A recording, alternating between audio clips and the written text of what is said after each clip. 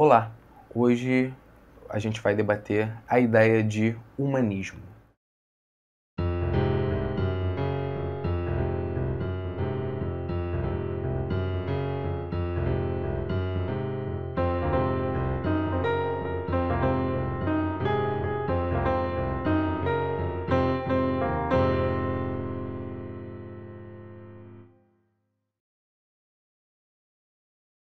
O humanismo ele foi uma ideia muito importante no período do Renascimento e que o seu debate vai dividir opiniões de historiadores de diferentes gerações e nacionalidades. O humanismo ele é compreendido como uma ideia que surge com Francesco Petrarca, que escreveu diversos poemas baseados na cultura greco-latina.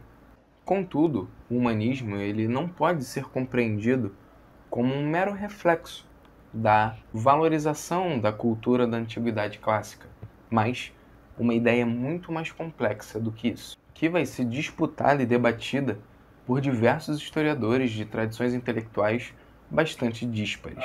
Eugênio Garim, na introdução do livro organizado por ele, intitulado O Homem no Renascimento, afirma que o homem renascentista deve ser entendido e caracterizado por uma vida ativa, mundana, política, civil e empenhada.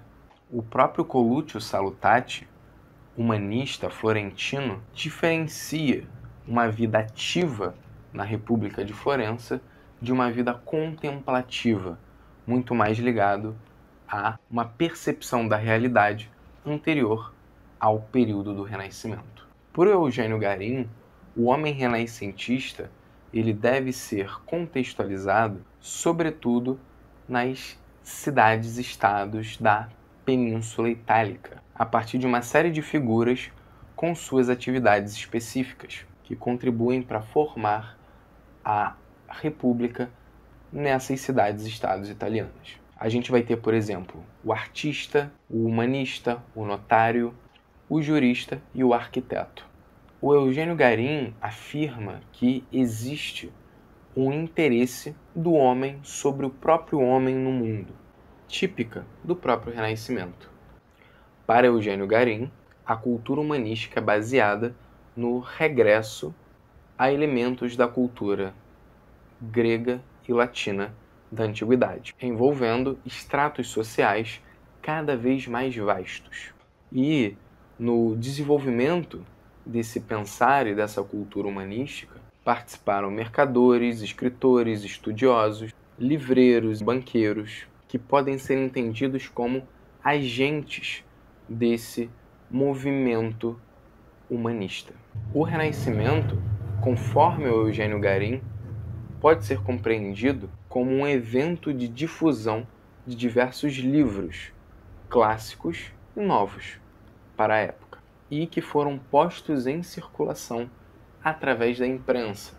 Como exemplo, a gente pode identificar o Platão, o Aristóteles, o Poliziano e o próprio Erasmo. Para o Garim, os humanistas são um exemplo de um ideal platônico de governante sábio. Todos os humanistas, para ensinar, deveriam mostrar que possuíam, que dominavam as bonae literae, ou seja, as boas letras, e dominar a studia humanitatis, ou seja, os estudos humanísticos. Eugênio Garim, em seu livro Ciência e Vida Civil no Renascimento Italiano, toma como exemplo de humanista o próprio Coluccio Salutati, através das suas intervenções políticas na cidade de Florença. Nesse livro, o Eugênio Garim afirma que o movimento humanista partiu de uma vida civil para os vários campos do saber, onde uma cultura humanística desabrocharia das cidades através da manifestação de disciplinas morais, concretizando um novo caminho para os autores antigos e métodos educativos nas escolas de gramática e retórica, tendo influência na formação dos dirigentes das cidades-estados da Península Itálica. O Eugênio Garim afirma também que o humanismo contribuiu com a afirmação de um espírito crítico dos vários campos da atividade humana. O Garim afirma que, nas cartas do Colutio Salutati, havia sempre uma preocupação com um comprometimento de dever do homem enquanto cidadão de uma comunidade política e com uma determinada concepção de mundo. Salutati elabora a imagem de Florença como herdeira da antiga República Romana. Ele idealiza a República Romana como um momento de liberdade para os povos itálicos. E para ele, a origem de uma vida civil em Florença nasce com essa herança histórica da Roma republicana. Garim ainda afirma que Colutio Salutati critica a ideia de um governo tirânico, afirmando ainda que toda lei que não se volte francamente para o governo de quem é governado necessariamente transforma-se em tirania. Ele continua afirmando que um bom governo é produto dos magistrados comprometidos com a serenidade, não com a vingança, representando e exprimindo a vontade dos cidadãos. Garim afirma ainda que o Colutio Salutati sustenta que nas cidades livres o soberano é o conjunto da comunidade política. Garim ainda afirma que Florença observa a existência de uma efervescência da cultura e da arte que seria inexplicável sem um compromisso civil de sua comunidade política. Para Garim, a sociedade de Florença se desenvolve na unidade de uma cidade harmoniosa e exemplar para o modelo republicano, oriunda e que teve como condição de possibilidade a atividade dos humanistas.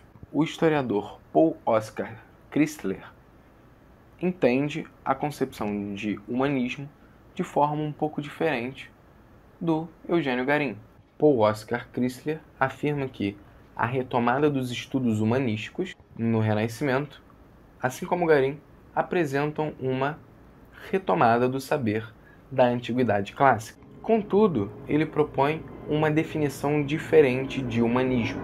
Ele tece uma crítica às noções mais tradicionais de humanista, entendendo que o termo se tornou algo um pouco vago. Ele afirma: o termo humanismo esteve ligado durante mais de 100 anos ao Renascimento e aos seus estudos clássicos, mas em tempos recentes tal fato tornou-se fonte de uma notável confusão filosófica e histórica. Na linguagem atual, quase todo aquele que se relaciona com valores humanos é chamado de humanista, e por consequência, uma grande variedade de pensadores religiosos ou antirreligiosos, científicos ou anticientíficos, mostra pretensões por aquela que se tornou uma etiqueta de mérito um tanto quanto evasivo. E aí, o Paul Chrysler afirma que o termo humanista produzido no Renascimento era originado de um mais antigo, o Studia Humanitatis, ou seja, os estudos humanísticos, e que havia sido recuperado nos finais do século XIV. Durante o século XV, os estudos humanísticos começaram a se formar como um conjunto de disciplinas a serem estudadas, bem delimitadas e estabelecidas. A saber, podemos citar gramática, retórica, história e filosofia moral.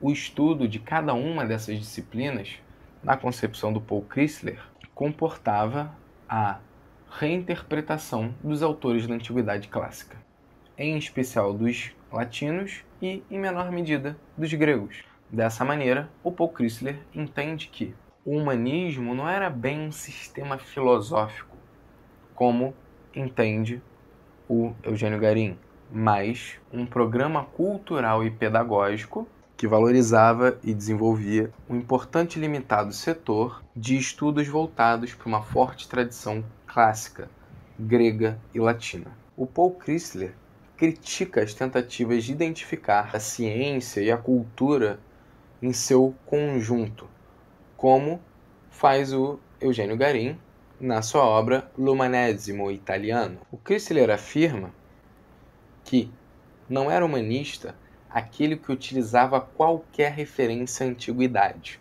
Para ele, os humanistas tinham várias funções ligadas às concepções literárias, como professores universitários ou ainda em escolas secundárias, ou então por suas atividades escritas, como cartas, panfletos, discursos, poemas e obras históricas. Por fim, o Paul Chrysler afirma que o humanismo deve ser entendido como uma fase da tradição retórica da cultura ocidental. O historiador afirma a influência de Cícero no humanismo renascentista. Ele afirma: o humanismo renascentista foi uma época de ciceronismo, em que o estudo e a imitação de Cícero se encontravam largamente difundidos, embora não faltassem os que criticaram os excessos de semelhante tendência.